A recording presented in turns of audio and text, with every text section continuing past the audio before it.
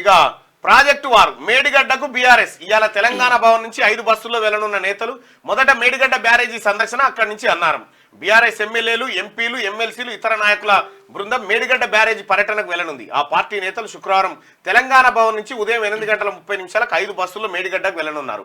ఈ పర్యటనకు దాదాపు 200 మంది నాయకులు వస్తారని బీఆర్ఎస్ ప్రకటించింది.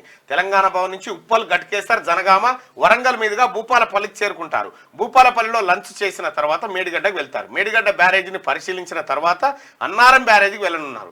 అన్నారంలో మాజీ మంత్రులు హరీష్ రావు, కడియం శ్రీహరి మీడియా సమావేశంలో ప్రాజెక్టుల గురించి మాట్లాడతానని పార్టీ వెల్లడించింది. ఆ తర్వాత నేతలందరూ అన్నారం నుంచి హైదరాబాద్ తిరుగు ప్రయాణమై వస్తారట. భారీ వరదలు వస్తే మేడిగడ్డ బ్యారేజీ కొట్టుకపోతుందేమో, ప్రభుత్వం కూడా అదే కోరుకుంటుందని కేటీ రామారావు అంటుండు. సిగ్గుందా కేటీ రామారావు? 2019లోనే మేడిగడ్డ బ్యారేజ్లో లోపాలున్నాయని గుర్తించిర్రు. 2019లోనే నివేదిక ఇంజనీర్లు కాంట్రాక్టర్లకు ఇస్తే కాంట్రాక్టర్లకు నువ్వు శాల్వాలు కప్పి వీళ్ళంతా దార్కారు లేవని చెప్పినారు. కాబట్టి 2019లోనే అందులో లోపాలు గుర్తించి చెప్తే నువ్వు పట్టించుకోలే. ఆయా పట్టించుకుంటే ఈ పర్యలు రాకపో. మూటలు వచ్చినాయి కదా, పర్యలు వస్తే నాకేందనుకోండు. కథం మీ అయ్య పట్టించుకోలేదు. దానికి కారణం నీవే. భారీ వరదలు వస్తే మేడిగడ్డ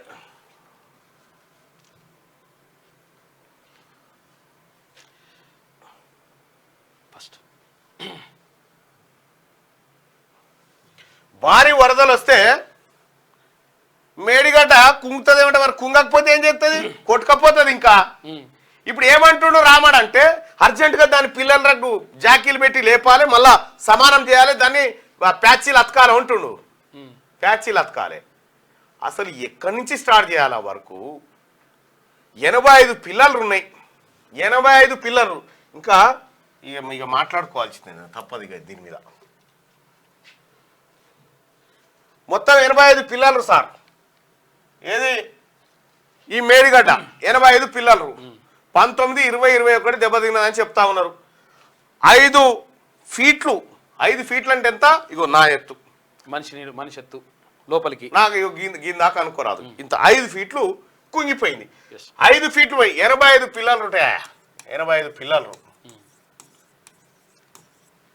ఇందులో 19, 20, 21 కాదు, చాలా పిల్లలు ఇవి దశకిపోయినాయి. ఇప్పుడు పిల్లలకి ఇట్లుంటాయి. ఒక్కసారి దయచేసి చూడండి. ఇట్లుంటాయి. ఇది దాని మీద పోసిన స్లాబు. ఈ స్లాబు పిల్లర్ సపరేట్ పోయలే కదా, అన్ని పిల్లలకు కలిపి పోసిరు కదా. ఈడ 3 డౌన్ అయ్యా. ఇగో ఇట్లా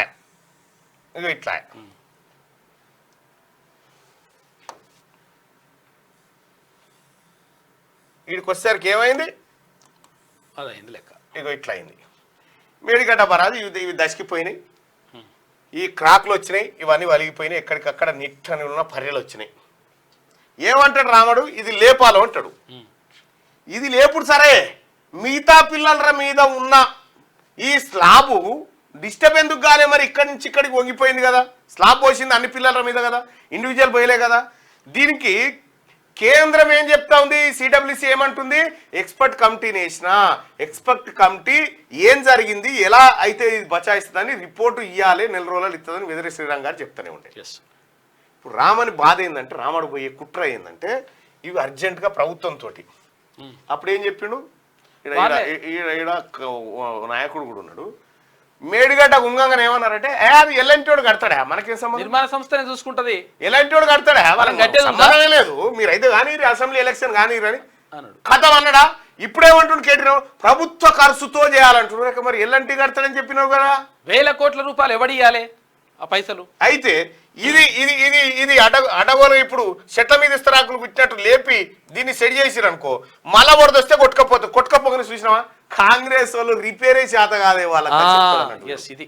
అవి ఇట్లా బదనాం చేయడం కోసం బట్టగాలు చేసేందుకు బాతాల పోషెట్టి కొడుకు పోతా ఉన్నాడు. వాస్తవానికి కాళేశ్వరం మేడిగడ్డ ఉంగిపోయింది, కాళేశ్వరం కథం అయిపోయిందా, కాళేశ్వరం ఇంకేం లేదు, దానికి దినవారం పెట్టాలని అంటే, కాళేశ్వరం అంటే ఒక ఓన్లీ మేడిగడ్డనా?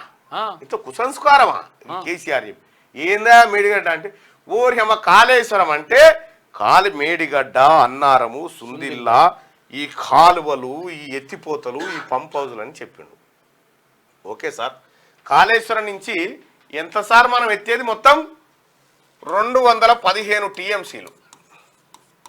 215 టీఎంసీల నీళ్లను కాళేశ్వరం నుంచి మనం ఎత్తుకొచ్చే కలన ప్రాజెక్ట్ అది. ఇందులో 195 టీఎంసీలు ఓన్లీ మేడిగడ్డ నుంచి ఎత్తాలి. ఓన్లీ మేడిగడ్డ నుంచి ఎత్తాలి. ఇదే మేను.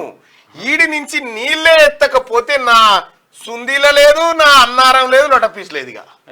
ఇదే మేందేవ్ అన్నది.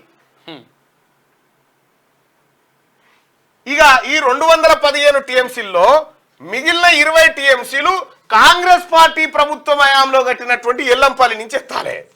ఎల్లంపల్లి నుంచి ఎత్తుకురావాలి. ఇది కేసీఆర్ ప్రాజెక్టే.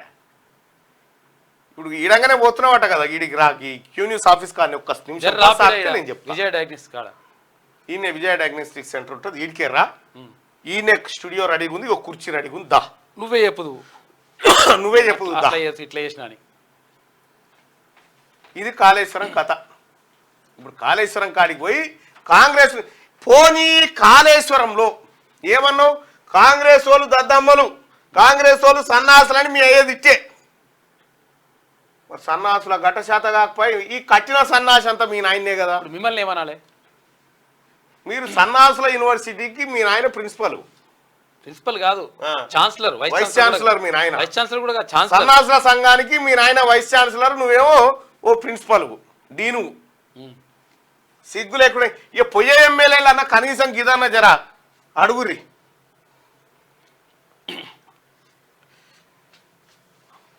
రైట్, ఇక ఈయన పోతున్నాడు ఆడికి. ఇక పాలమూరుకు కాంగ్రెస్ ఇలా వంశీచంద్ర రెడ్డి ఆధ్వర్యంలో ఉమ్మడి మహబూబ్ నగర్ ఎమ్మెల్యేల పర్యటన. ఉదయం 11 గంటలకు కరివేన రిజర్వాయర్కు, ఆ తర్వాత ఉద్దండాపూర్, లక్ష్మీదేవపల్లి రిజర్వాయర్ల సందర్శన. చెలో మేడిగడ్డకు బీఆర్ఎస్ పిలుపునివ్వడంతో దానికి కౌంటర్గా చెలో పాలమూరు రంగారెడ్డి ప్రాజెక్టుకు కాంగ్రెస్ పిలుపునిచ్చింది. సిడబ్ల్యూసీ మెంబర్ మాజీ ఎమ్మెల్యే వంశీచంద్ర రెడ్డి ఆధ్వర్యంలో ఉమ్మడి మహబూబ్ నగర్ జిల్లాకు చెందిన పార్టీ ఎమ్మెల్యేలు వీర్లపల్లి శంకర్, అనిరుద్ రెడ్డి, ఎన్ఎం శ్రీనివాసరెడ్డి, చిట్టం పర్ణికారెడ్డి, మధుసూన్ రెడ్డి, శ్రీహరి ముద్ర శుక్రవారం పాలమూరు ప్రాజెక్టును సందర్శించనున్నారు. మొదట ఉదయం 11 గంటలకు దేవరకద్ర నియోజకవర్గంలోని కరివేన రిజర్వాయర్కు వెళ్తారు.